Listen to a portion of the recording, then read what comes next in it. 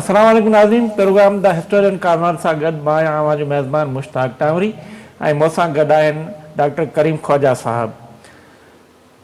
किताब ज़िंदगी गुज़ारण जो सलीक़ो ॾियनि था ऐं ज़िंदगीअ जो ऐं दुनिया जो कारोबार कीअं हले इहो सेखारीनि था ऐं असीं तारीख़ खे किताबनि जी रोशनी में परखण जी कोशिशि कंदा आहियूं ऐं हिकिड़ो किताब खणी ऐं असां तारीख़ जे जेको पढ़ाॾा आहिनि उन्हनि खे ॻोल्हण जी कोशिशि कंदा आहियूं। अॼु बि असां वटि हिकु अहिड़ो किताबु आहे जेको हिकु अहिड़े माण्हू लिखियो आहे जंहिंजी सॼी उमिरि जेका आहे उहा जदोजहद कंदे गुज़री ऐं उन जदोजहद जे पादाश में हुन 27 साल जेको आहे उहो क़ैद काटियो। जी मां बिल्कुलु ॻाल्हि करे रहियो आहियां नेल्सन मंडेला जी, जेको ॾखिण अफ्रीका जो कारो अॻवान हो जंहिं पंहिंजी ज़िंदगी जेका आहे उहा जदोजहद में गुज़ारी। संदसि आतमकथा जो किताबु आहे लॉन्ग वॉक टू फ्रीडम, जंहिं ते अॼु असीं ॻाल्हाईंदासीं। ऐं इन किताब में नेल्सन मंडेला पंहिंजे नंढपिण, तालीम, नेशनल कांग्रेस सां जेका आहे वाबस्तगी, नस्ल परस्ती ख़िलाफ़ु जदोजहद ऐं ड्रिघे क़ैद बाबति जेको आहे उहो लिखियो आहे। ऐं वधीक जेको आहे डॉक्टर करीम ख्वाजा साहब वेठा आहिनि जंहिं इन किताब खे ॾाढो गहराई सां पढ़ियो आहे। असीं साईं खां इहो ॼाणणु चाहींदासीं त नेल्सन मंडेला जी जेका आतमकथा आहे लॉन्ग वॉक टू फ्रीडम, इन में छा छा आहे ऐं मंडेला जी सियासी सोच ऐं अफ्रीकन नेशनल कांग्रेस में संदसि किरदारु जेको आहे उहो छा हुयो उन बाबति। मुश्ताक टावरी साहब, ही जेका आहे सा long walk to freedom Nelson Mandela ji autobiography आहे, जेका हुन जेल में बि लिखी ऐं पोइ जेल खां ॿाहिरि बि लिखी। 1994 में ही आहे जेका फर्स्ट एडिशन आई। उनखां पोइ लातादार मुख़्तलिफ़ ॿोलियुनि में एडिशन अची चुका आहिनि। ही 785 पेज ते किताबु आहे, 115 चैप्टर्स आहिनि। इन में जेका आहे सा हिन जी स्ट्रगल आहे वेंदे 1994 ताईं। नेल्सन मंडेला जी हिन किताब हिन पाण जेल में लिखी पंहिंजे दोस्तनि सां गॾिजी ऐं पोइ ॿाहिरि निकिरी करे बि उनमें रिफाइन कई। ऐं हाणे पोइ हुनजे बारे में आउं तव्हांखे ॿुधायां थो। वरी लाजवाब किताबु आहे ऐं मां इहो नौजवाननि खे चवंदुसि, हर उमिरि जे औरत मर्द शागिर्दनि खे, हर तबिके खे आउं चवंदुसि इहा किताबु ज़रूरु पढ़नि। ऐं इन में इलाही सबक़ आमोज़ क़िस्म जी चीज़ूं आहिनि जेके असांखे हिदायतूं ॾियनि थियूं, स्ट्रगल जे बारे में ॿुधाइनि थियूं कि माण्हू कीअं मथे आया, स्ट्रगल कीअं कयूं। हाणे नेल्सन मंडेला जेको आहे सो 20 सदी में वॾी हस्तियूं थी गुज़रियूं आहिनि। मसलन 20 सदी जी हस्तियुनि मां कॉमरेड लेनिन आहे, माओ ज़ेतुंग आहे, उन खां पोइ होचीमैन आहे, उन खां पोइ नेल्सन मंडेला आहे, महात्मा गांधी आहे ऐं ॿियूं जेके हस्तियूं आहिनि, पैट्रिक लुमुम्बा आहे, या जेको आहे सो जमाल अब्दुल नासिर आहे, त इहे सुकार्नो आहे। त इहे सभु वॾी हस्तियूं रहियूं आहिनि जेके अनडिस्प्यूटेडली जेके शख़्सियतूं आहिनि उन्हनि मां ई हिकिड़ो। ऐं इहे एॾियूं शख़्सियतूं आहिनि जेके माना सॼी दुनिया जो विरसो सम्झियूं वञनि त सॼी दुनिया में हिननि खे एतिराम जी निगाह हिननि खे हर माण्हू, हीअ अफ्रीका जो पर हिनखे दुनिया जे हर माण्हू जेको आहे सो हुनखे एतिराम इज़त सां ई हुनजे जेके प्रिंसिपल्स आहिनि, जेके हुनजा जेके जदोजहद हुन कई हुई, त उनखे अञा तीअं माण्हू एक्सेप्ट कनि था। हिनखे नोबेल इनाम बि मिलियो। हाणे कुझु आउं हिन जे बारे में ॿुधायां, नेल्सन जेके किताबनि में लिखियलु आहे उन हिसाब सां नेल्सन मंडेला 18 जुलाई 1918 में पैदा थियो, 5 दिसंबर 2013 में हुनजो इंतकाल थियो। ही इलेक्टेड प्रेसिडेंट हो साउथ अफ्रीका जो, पहिरियों कारो सदर जेके चइजे ब्लैक सदर हो। ऐं हीउ जेको आहे सो वॾी फैमिली में पैदा थियो। हिन जो पीउ जेको सो सरदार हो पंहिंजे इलाइक़े जो। पोइ वरी अॻिते हली करे हिन खे जेको हुते मैजिस्ट्रेटल पावर हुआ अंग्रेज़ जा, उन्हनि हुनखे जेको आहे सो हटाए छॾियो। पोइ वरी हिन जो पीउ जेको आहे सो ॿियनि वञी सेट थियो। हिन जे पीउ जी 3-4 शादियूं हुयूं। हीअ टी घरवारी मां इहो नेल्सन मंडेला हो। ऐं पोइ वरी जॾहिं हिन जो पीउ जॾहिं गुज़ारे वियो, पोइ हुनजी माउ जेको आहे सा हिन जो जेको पीउ जेको दोस्त हो उहो बि माना सरदार हो या मोतबर माण्हू, उनजे हवाले कई। पोइ उन हिन खे पढ़ायो हुते, उन्हनि खे पढ़ायो। हिन जो नालो नेल्सन रोयल मंडेला हो। नेल्सन जेको आहे जॾहिं हुनजो जेके पढ़ायो क्रिश्चियन स्कूल में जॾहिं मोकिलियो तॾहिं अंग्रेज़ जेका टीचर जो नालो नेल्सन रखियो। उते ईअं थींदो सही त अहिड़े नमूने हिन जो नालो वञी पियो ऐं हीअ जेको आहे सो कानून जी डिग्री कई ऐं पोइ जेको आहे सो हीअ 1943 में ही अफ्रीकन नेशनल कांग्रेस जो मेंबर थियो ऐं साॻे वक़्त में ही मार्क्सिज़म सां बि मुतासिर हो। उते जी जेका कम्युनिस्ट पार्टी आहे उन सां बि मुतासिर हो ऐं उनजो मेंबर हो। ऐं पोइ जॾहिं हुन हुते अफ्रीका जी ईअं आहे त अफ्रीका सदियनि खां इंसानियत जो जेको सो स्टार्ट ई अफ्रीका खां ठही आहे। सही होमोस्पाइंस अफ्रीका मां ई निकिता पोइ सॼी दुनिया में फैलिया। त अफ्रीका इंसानियत जो सभ खां पहिरीं हिकिड़ो जनम भूमि आहे हर इंसान जी, होमोस्पाइन जंहिंखे पाण चऊं। सही अच्छा, हाणे हीउ जेको आहे अफ्रीका 100-150 साल पहिरीं हिते पोर्चुगीज़ हुआ, पोइ डचेस आया, डचेस हिते कब्ज़ा कयूं, हिते वसाइल ते, हिते ज़रात ते, उन मिनरल्स ते। पोइ वरी डचेस खे जॾहिं शिकस्त आई नेपोलियनिक वॉर में त पोइ हू आया, पंहिंजो अंग्रेज़ आया।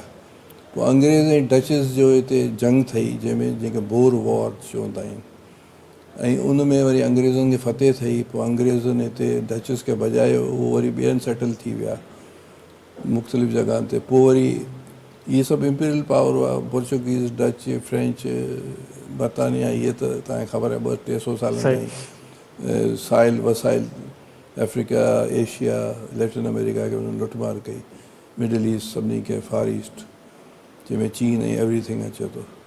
त पोइ हीउ जेको आहे सो हिते जेका 1910 में इहा हिकिड़ी इंडिपेंडेंट मुल्क वञी थियो जिते उते जा जेके अछा हुआ उन्हनि जी जेका डोमिनेंसी थी।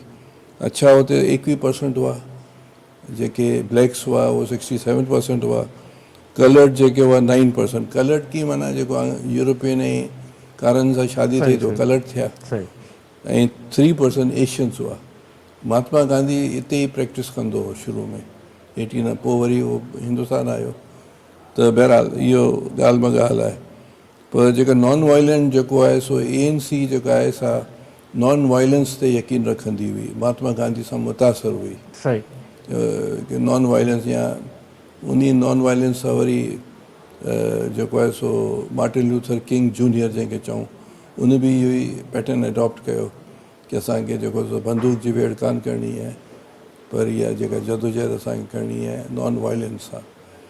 त हुननि चयो त असांखे राइट ऑफ वोट बि कोन हो कारनि खे या ब्लैक्स खे, सभु अच्छा हुआ, उन्हनि डोमिनेंसी हुई उन्हनि जी। पोइ हीअ नेल्सन मंडेला जेको सो लॉ जी डिग्री कई ऐं जेको अफ्रीकन नेशनल कांग्रेस जो मेंबर हो, कम्युनिस्ट पार्टी जेके अफ्रीका जी हुई उन सां बि मेंबर हो, साउथ अफ्रीका जी। पोइ वरी जेको आहे सो हिननि ॾिठो त असां नॉन वायलेंस सां मसइलो हल नथो थिए। पोइ हिननि ॾिठो त हिननि असां ते माण्हू फायरिंग था कनि, असांजे ॿारनि खे माइयुनि खे मारीनि था। पोइ हिन ज़हन में उन वक़्त खां 52-53 खां ज़हन में हो त हीउ वायलेंस वारो त ठीकु आहे पर ईअं कोन्हे।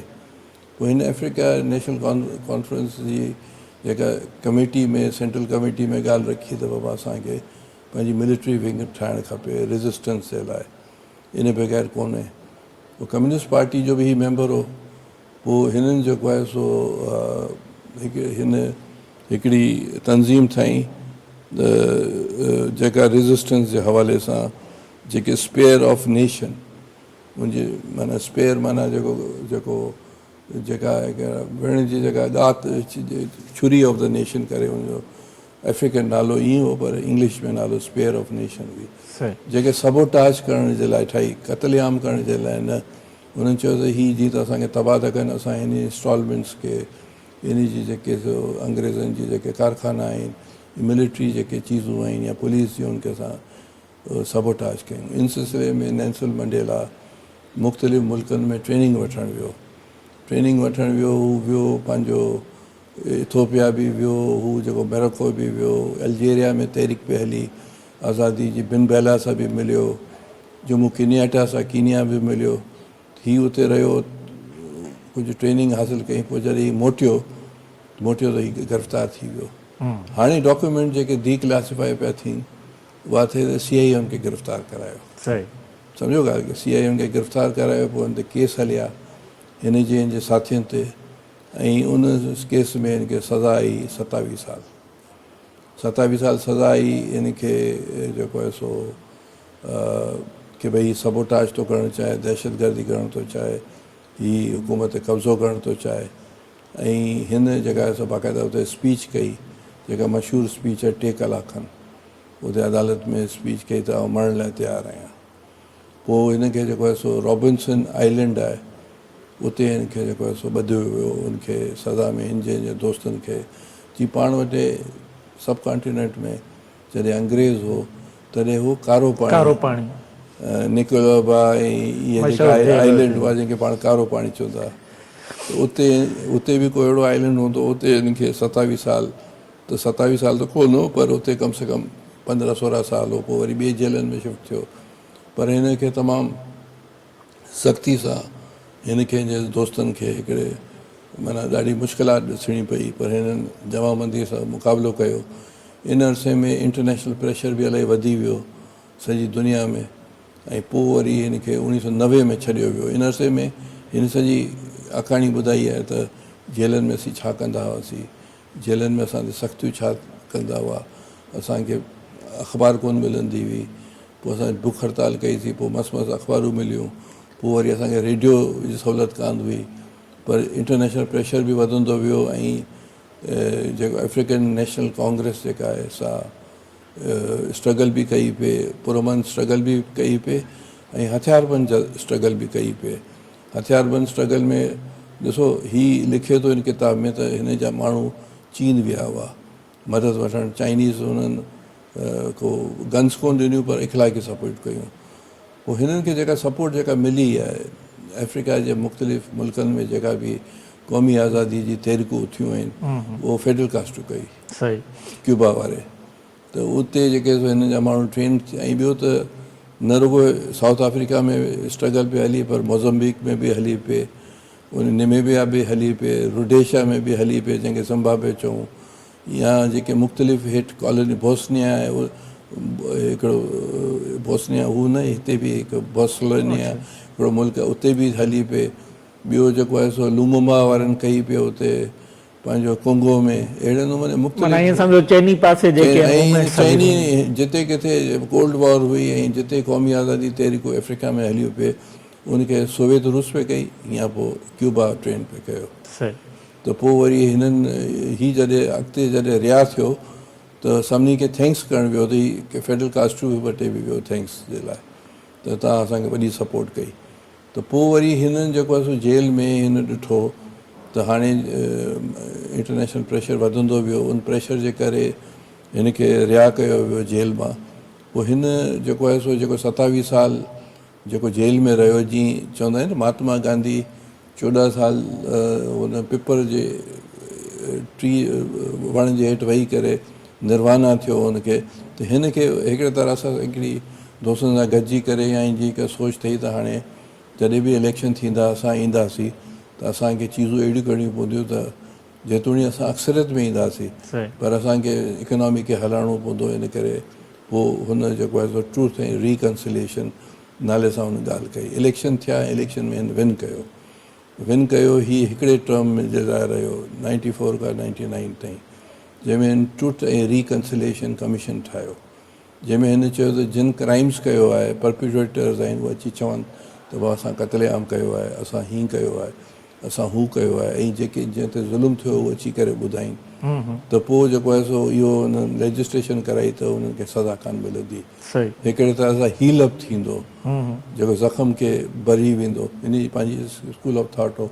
इन स्कूल ऑफ थॉट खे अॻिते बेनज़ीर शहीद बि चयो त ट्रूथ ऐं रिकन्सिलेशन कमीशन ठहणु खपे पाकिस्तान में, जेको 80 साल में इस्टेब्लिशमेंट या ब्यूरोक्रेसी या मिलिट्री इस्टेब्लिशमेंट जेको कुझु कयो आहे, सियासतदान जेको कुझु कयो आहे, उहो अची करे कनि, पर उहो थी कोन सघियो हिते पाकिस्तान में, पर हुते थियो। इहो बिशप टूटो हिन खे हेड कयो, ऐं इहो ट्रूथ ऐं रिकन्सिलेशन हिकिड़ो नओं तजुर्बो दुनिया जे लाइ। त हिन बि वरी फराक दिली कई त त जिन माण्हू एपेटाइट हिकिड़ो सिस्टम हो जेको हिननि अंग्रेज़नि इंट्रोड्यूस कयो हो 1954 या उन खां पहिरीं, उन में उन्हनि जेको आहे सो जेके बि अंग्रेज़ आहिनि उहो पंहिंजी कॉलोनीज़ में रहंदा ऐं कारा पंहिंजी कॉलोनीज़ में रहंदा ऐं हू मिक्सअप कोन थी सघनि था, न ई कारोबार करे सघनि था, न शादियूं करे सघनि था। अपाथिद लफ़्ज़ जेको आहे अफ्रीकन ॿोली जो आहे, पर उनजो मतिलबु आहे सेपरेशन।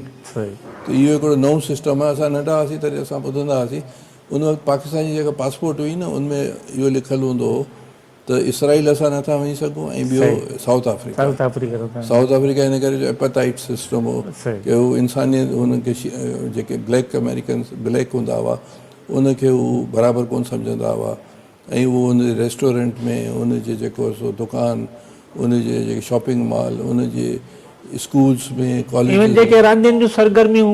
पाबंदी लॻल हूंदी। त इहो एपाथिड सिस्टम जेको आहे सो उन्हनि रखियो, जेको हिकिड़ो दुनिया जो दर्दनाक तारीख़नाक हिकु चीज़ हुई, उनखे हिन अची करे ख़तमु कयो इलेक्शन खटण खां पोइ। ट्रूथ ऐं रिकन्सिलेशन कमीशन ठाही ऐं पोइ जेको आहे सो जॾहिं हिनखे नोबेल इनाम हिनखे बि मिलियो, क्लर्क जेको प्राइम मिनिस्टर हो जंहिं हिनखे रिहा कयो ऐं पोइ इलेक्शन कराई, उनखे बि मिलियो। पोइ हीअ फिलेंथ्रोपिस्ट एक्टिविटी शुरू कयूं लहण खां पोइ। ऐं पोइ जेको आहे सो हिन जेको आहे सो एड्स ते शुरू अफ्रीका में एड्स सभ खां पहिरीं अफ्रीका में डिस्कवर कई, उन जे लाइ बि हिन इलाही कुझु कमु कयो, ॿिया बि इलाही कमु कया। पोइ 2013 में लंग्स जे करे उहो इंतकाल करे वियो ऐं हिन जी 3 घरवारियूं हुयूं। पहिरीं 2 पुट हुआ, 4 धीअरूं हुयूं। पहिरीं जेका घरवारी हुई उन सां उनजी तलाक 55 में थी वई ऐं उहो तलाक जो रीज़न हो त माई चयो त बाबा या त तूं ANC में रह या अफ्रीकन नेशनल कांग्रेस में या पोइ मूंसां रह। पोइ इहे ठही कोन सघिया। पोइ वरी विनी मंडेला वॾो नालो हो, उहो हिन सां गॾु निभाई। हीअ जॾहिं जेल में हो उहो जेको आहे सो तहरीक हलाई, इंटरनेशनलाइज़ कई ऐं हथियारबंद जदोजहद में बि उहा डायरेक्ट इनडायरेक्टली हुई। छाहे जो अफ्रीका ANC जी 2 विंग्स हुई, हिकिड़े पॉलिटिकल बि मिलिट्री विंग हुई जेके सबोटाज एक्टिविटीज़ क़त्लेआम कोन कंदी हुई, सबोटाज एक्टिविटीज़ कंदी हुयूं। उन में बि इहा माई हुई। पोइ इन माई ते हिकिड़ो एलिगेशन इहो लॻो त हीअ 14 साल जो को छोकिरो हो जेको ब्लैक हो, उन क़त्ल में जो इल्ज़ाम हो। पोइ हिन अॻिते हली करे जेको ट्रूथ ऐं रिकन्सिलेशन में माई एक्सेप्ट बि कयो ऐं इहा बाज़ार में ॻाल्हियूं बि हलियूं। पोइ हिकिड़ी ॻाल्हि हीअ, ॿियो त हिन माई ते हिकिड़ो एलिगेशन इहो बि हो जेका हिन डिसऑनेस्ट रही, उहो ॿिए कंहिंसां बि दोस्ती हुई हिन जी, जेको नंढो हो पर माना हीअ वॾी उमिरि जी 50 साल जी हुई, 55, पर हू 30 सालनि जो। त वरी इन करे नेल्सन मंडेला हुनखे तलाक ॾिनी, सेपरेशन थी वई। पोइ वरी टी माई सां बि शादी कई, त बच्चा जे 2 माइयुनि मां थिया। टी माई त वॾी उमिरि जी हुई, उहा आख़िर ताईं रही। ऐं पंहिंजो नेल्सन मंडेला जेको आहे सो हिकिड़ी उमेद जी निशानी अॼु जे दौर में हुई, पुरमन बक़ाए बामी जो। ऐं हुन जेको आहे सो इहो सबक़ु जॾहिं उहो निकितो तॾहिं हुन चयो अफ्रीकन नेशनल कांग्रेस खे की हाणे जेको आहे सो असांजे हथियारबंद जो स्टॉप आहे। असांखे ही जेके 20% वेठा आहिनि अंग्रेज़, इहे बि हिते रहंदा, उनजी इन्वेस्टमेंट आहिनि, उहो बि सदियनि खां हिते रहनि था ऐं असांखे गॾिजी कारनि ऐं सफ़ेद या ब्राउन कलर एशियन सभिनी गॾु हलिणो आहे। त इहो दुनिया जी तारीख़ में इहो अनोखो मिसाल हो।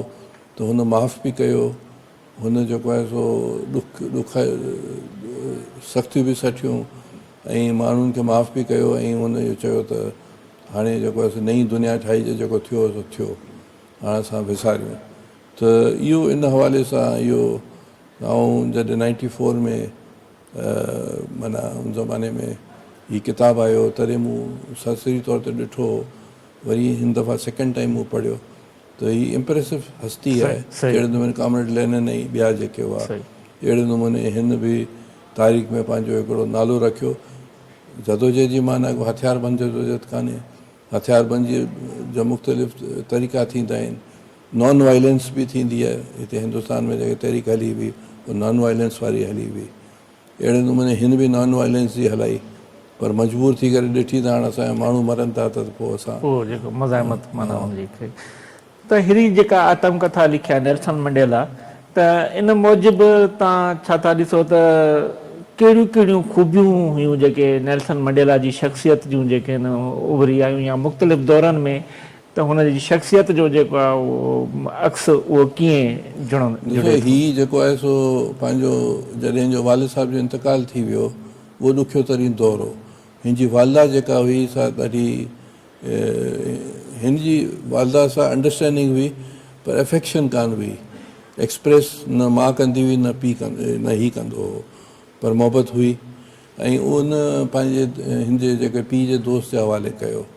पोइ हीउ स्कूल में बि वञे थो, पढ़े थो, वरी हुनजो बि भाउ हुनजो पुटु ऐं हीअ ॿई पाण में दोस्त हूंदा आहिनि। पोइ हिन में जॾहिं 16 साल जो थींदो आहे त हिननि वटि हिकिड़ो रस्म हूंदी आहे त 16 साल माना इहो बचो हाणे जवान थी वियो, पोइ हुनमें वेंचारींदा आहिनि ऐं ट्रेडिशन आहे हुते। ऐं पोइ हिन जी शादी जो बंदोबस्तु हुनजो पीउ कंदो आहे त हीअ ॿई भॼी वेंदा आहिनि, जोहानिसबर्ग वेंदा आहिनि, उते वञी करे कमु कंदा आहिनि। पोइ हुनजे पीउ खे ख़बर पवंदी आहे, पोइ हू चवंदा त हीअ असांखे पढ़णु ॾे। पोइ बहरहाल इहे शयूं हलंदियूं पियूं आहिनि। ऐं पोइ हीउ जेको आहे सो स्ट्रगल करे लॉ जी डिग्री हासिलु कंदो आहे। ऐं पोइ वरी हीअ कोशिशि कंदो आहे त जेके ज़मीननि ते कब्ज़ा पिया थियनि या एफ्रिकन्स जेके बि आहिनि उन्हनि सां जेके ज़ुल्म ज़ातियूं अच्छा पिया कनि उन लाइ फ्री केस विढ़ंदो आहे। ऐं पोइ इन अरसे में हीउ जेको सो हिन जो अफ्रीकन नेशनल कांग्रेस जो ऐं communist party of south Africa जो बि मेंबर थींदो आहे, मार्क्सिज़म सां ई मुतासिर हूंदो आहे। ऐं पोइ जेको आहे सो मुख़्तलिफ़ दफ़ा ही यूथ विंग बि ठाहींदो आहे, अफ्रीकन नेशनल काउंसिल जी यूथ विंग बि ठाहींदो आहे। पोइ जॾहिं ॾिसंदो आहे त असीं पुरमन मुज़ाहिरा था कयूं त रिज़ल्ट कुझु कोन थो निकिरे, त पोइ वरी हीउ मजबूर थी करे जेको आहे सो कम्युनिस्ट पार्टी सां गॾिजी करे ही को जेको आहे सो हुनजो हूंदो आहे ठाहिण वारो या जेका स्पेयर ऑफ द नेशन नाले सां तंज़ीम ठहंदी आहे जेको रेज़िस्टेंस मूवमेंट ठाहींदी आहे। त पोइ वरी उन मजबूर थी करे उहो सबोटाज एक्टिविटीज़ में वेंदो आहे। पोइ ट्रेनिंग जे लाइ हीअ मुख़्तलिफ़ अफ्रीकन कंट्रीज़ में बि वेंदो आहे जंहिंजो हिन ज़िक्र कयो आहे। ऐं पोइ वरी जेको हिन में इहो कोन ॿुधायो आहे त हीअ अरेस्ट करण वारो हुन चयो त अफ्रीकन साउथ अफ्रीका वारनि ई अरेस्ट कयो, पर हाणे जेके डीक्लासिफाइड डॉक्यूमेंट्स आहिनि हुन में CIA हुनखे उन्हनि जे चवण ते गिरफ़्तार कयो। त इहा हिकिड़ी आहे। ॿियो त स्ट्रगल हुन कई 27 साल हिकिड़ो वॾो टाइम हूंदो आहे, हिकिड़ो पॉलिटिकल जेल हो, सियासी जदोजहद में माण्हू जेको जेल वेंदो आहे इहो उहो हो जेल, इहो ॿियनि के केसनि वारा जेल कोन हुआ। ज़मीर जा कैदी जेके खणी ज़मीर जा कैदी, ज़मीर जे कैदी खे दुनिया सॼी अञा थी तस्लीम पई करे। ऐं 27 साल हुन कहिड़े ॾुखाई में हुन जेल काटिया आहिनि, ऐं उते खाधो छा मिलंदो हो, सहूलियतूं छा हुयूं। हिन जो नौजवान पुटु जेको एक्सीडेंट में मरी वेंदो आहे इन जेल जे दौरान। इन जी वालदा बि जेल में जॾहिं हीअ हूंदो आहे त गुज़ारे वेंदी आहे। अहिड़े नमूने जेको आहे सो महीने में हिकिड़े दफ़ा इजाज़त हूंदी आहे हिन जी घरवारी खे ऐं हिन जी वालदा खे मुलाक़ात करे सघंदा, ऐं उहो ख़तो किताबत बि हिकु दफ़ा महीने में करे सघंदा आहिनि। त इहे अहिड़े नमूने विनी मंडेला खे बि क्रेडिट वञे थो जंहिं हुनजी गैर मौजूदगी में हुनजे नाले सां उन जेका आहे स्ट्रगल कई। हुन मां हुनखे 2 नियाणियूं हुयूं। त इहो हिकिड़ी वॾी स्ट्रगल आहे ॿिन्ही माना अफ्रीकन नेशनल कांग्रेस जी, उते जी जेका कम्युनिस्ट पार्टी बि गॾु हुई। पोइ हिन चयो त हाणे सभिनी खे शामिलु कयूं स्ट्रगल में, वाइट्स खे बि कयूं ऐं पंहिंजो कलर्ड वारे खे कयूं, एशियन्स खे कयूं। ऐं हिन जी स्ट्रगल में जेका हली हुई अफ्रीकन नेशनल कांग्रेस जी, उनमें इहे सभु माण्हू शामिलु हुआ, मज़हबी बि हुआ ऐं ॿियनि नसलनि सां तालुक़ बि हुआ। ऐं हिकिड़ी ब्रॉडर ॾिसो न हींअर दुनिया में ब्रिक्स आहे, ब्रिक्स हिकिड़ी तंज़ीम आहे, तव्हां ॿुधो हूंदो, जंहिंमें ब्राज़ील आहे, रशिया आहे, इंडिया आहे, चाइना आहे ऐं साउथ अफ्रीका। इहे चवनि था त दुनिया जा फ्यूचर में जेको अमेरिका खां पोइ या रूस या यूरोपियन यूनियन खां पोइ ही उभरनि पियूं। त सॼे अफ्रीका में साउथ अफ्रीका आहे न, त उहो हिननि जी पॉलिसी जे करे हा हिन जे अचण खां पोइ इहो ज़रूरु थियो त साउथ अफ्रीका में नस्ली इम्तियाज़ त ख़तमु थी वियो आहे। एपेटाइट सिस्टम ख़तमु थियो, पर ग़रीब ऐं अमीर वारो सिस्टम अञा बि उहो आहे। अञा ताईं बरक़रार आहे। ऐं छा आहे, सदियुनि खां जेको आहे सो, ऐं ॿी ॻाल्हि आहे त अफ्रीका में जेको आहे सो जिते मिनरल्स आहिनि उते गोल्ड ऐं डायमंड्स बि निकिरंदा हुआ, सही, जंहिंजे करे डचेस पोर्चुगीज़ या सभिनी खे दिलचस्पी हुई हिन हा, खिते। त इहे सॼो ईअं आहे।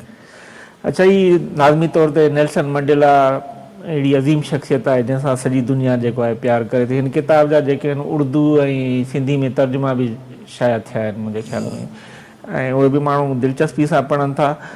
ही नेल्सन मंडेला जी आत्मकथा आहे, जी, पर असां कहिड़नि माना इन्हनि ख़ूबियुनि ते हिन खे हिकिड़ो तारीख़ी दस्तावेज़ बि सॾे सघूं था। माना हीउ हिकिड़ो तारीख़ी दस्तावेज़ आहे जेको सॼी दुनिया जे लाइ तारीख़ी दस्तावेज़ मां इन हिसाब सां सम्झां थो त जेके हुन 27 साल जेल में हलाए काटिया आहिनि, उहा जेके सो हुन सॼी पेन्स जेके दर्द आहिनि, जेके साथियुनि जा दर्द आहिनि, जेके डिस्कशन्स आहिनि जेल में जेको करे थो, या जेके सलाह मशवरा था कनि, वरी रांदि बि खेॾनि था, पोइ हिननि जी इलाही जदोजहद खां पोइ उते हड़तालुनि खां पोइ या बुख हड़तालुनि खां पोइ हुनखे अख़बारूं मिलनि थियूं, पोइ वरी रेडियो ॿुधनि था, पोइ उनजे इंटरनेशनल प्रेशर जे करे ॿिए जेल में वरी टे जेल में शिफ्ट था कनि।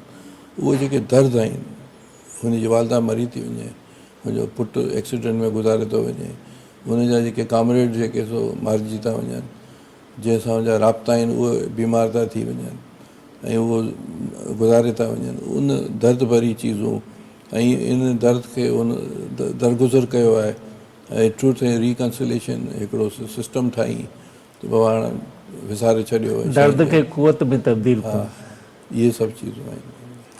अच्छा, नेल्सन मंडेला जेके हिन किताब में जेका पंहिंजो सफ़र लिखियो आहे, उन में पंहिंजे सोचुनि जे हवाले सां उन कुझु लिखियो आहे त उनजी जेका आहे जेल खां अॻु वारी ज़िंदगी आहे या जेका जेल खां पोइ वारी ज़िंदगी आहे, उन में कहिड़ो डिफरेंसिस आहे, कहिड़ियूं जेके सोचूं जूं तब्दील थियूं, पहिरियों जो सोचूं कहिड़ियूं हुयूं, ऐं जेल घारण बाद जेको आहे 27 सालनि खां पोइ हुनजी सोच में छा हुयो।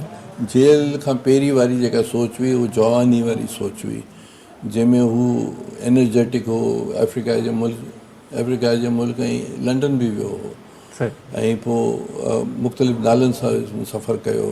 उन ज़माने में कंप्यूटर त कोन हुआ ऐं माण्हुनि सां मिलंदो रहियो इंटरनेशनली, मुख़्तलिफ़ नाला बि लिखियलु आहिनि, मुख़्तलिफ़ मुल्कनि में हू वियो ऐं हू जेको आहे सो हुनजो माइंड इन पासे आयो त हाणे असां रेज़िस्टेंस मूवमेंट शुरू कयूं, हथियारबंद, ऐं उन ठाही बि सही, उन लाइ उन ट्रेनिंग बि हासिलु कई। उन खां पोइ बि इहे चीज़ूं हलियूं। जेल में जॾहिं उहो वियो तॾहिं हुनखे मेच्योरिटी आई, हुन ॾिठो त हाणे अफ्रीका में असां आहियूं त मेजॉरिटी में, पर असां जेके सो हिननि खे मेजॉरिटी तौर ते असां इलेक्शन बि विन कयूं, हिननि खे भॼाए बि छॾियूं, त पोइ चीज़ूं मज़ो कोन थींदियूं। जीअं ईदी अमीन कयो त बाबा एशियन्स निकिरी वञनि युगेंडा मां, त पोइ नुक़सानु थियो इकोनॉमी खे, त हुन चयो त चीज़नि खे वधाइण जे लाइ असांखे दरगुज़र करणी पवंदो। हालांकि तल्ख़ ॻाल्हियूं आहिनि, जीअं त इकोनॉमी असांजी बची वञे ऐं दुनिया में अॼु दौर में सभिनी खे भॼाए बि नथो सघे, ऐं असांखे हिकु दरगुज़र वारी इहा हिकिड़ी वॾी ॻाल्हि आहे, ट्रूथ एंड रिकंसिलेशन, जेके हुन माफ़ु कया माण्हुनि खे ऐं दरगुज़र कयो, इहा हिकिड़ी वॾी हुनजी जेल में हुन ज़रूरु सोचियो हूंदो, डिस्कस कयो हूंदो, ऐं उन खां पोइ हुननि ते इम्प्लीमेंट बि हुन करायो, ऐं उन खां पोइ जेको आहे सो हुन कोशिशि कई त ॾिसो न, हाणे ब्रिस्क में साउथ अफ्रीका बि आहे, 99 में लथो आहे, हीअं 2026 आहे। ब्रिस्क त अॼुकल्ह 10 साल पहिरीं ठहियो आहे या वधीक पहिरीं ठहियो, इन माना कुझु त डेवलपमेंट ठही आहे न अफ्रीका जे हिसाब सां। त इहे मतिलबु हुनजी जेके ख़ूबियूं आहिनि, पर इहे 20 सदी जा जेके 5-8 माण्हू जेके अज़ीम हस्तियूं आहिनि, उन्हनि मां हिकिड़ो इहो बि आहे। लाज़मी तौर ते ही दुनिया जो अज़ीम शख़्स हो नेल्सन मंडेला, ऐं हिन ते जे वेही ॻाल्हाइजे ऐं संदसि किताब लॉन्ग वॉक टू फ्रीडम ते त केतिरा ई प्रोग्राम करे सघजनि था, पर असां वक़्तु जेको आहे उहो मुख़्तसर आहे। डॉक्टर करीम ख्वाजा साहिबु, तव्हांजी महिरबानी, तव्हां अहिड़े ख़ूबसूरत किताब सां जेको आहे द हिस्टोरियन कॉर्नर में असांखे मखामेल कराई। Long walk of freedom, long walk to freedom रुगो मंडेला जी आत्म कहाणी न आहे, पर ही मुज़ाहिमत, आज़ादी ऐं इंसानी अज़मत जी हिकु मुतासिर कंदड़ कहाणी आहे।